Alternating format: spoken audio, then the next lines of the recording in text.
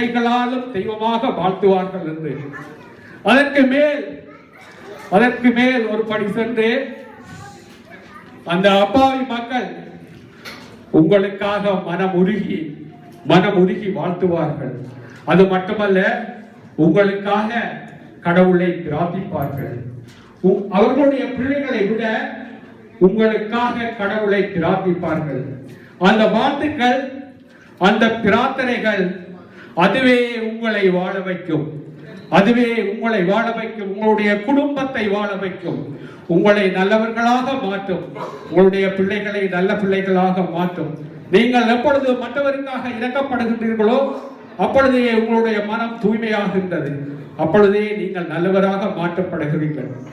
இந்த அரங்கத்திலே நிறைய பல கொடையாளிகள் இருக்கின்றார்கள். பல கொடையாளிகள் இங்கே இருக்கின்றார்கள்.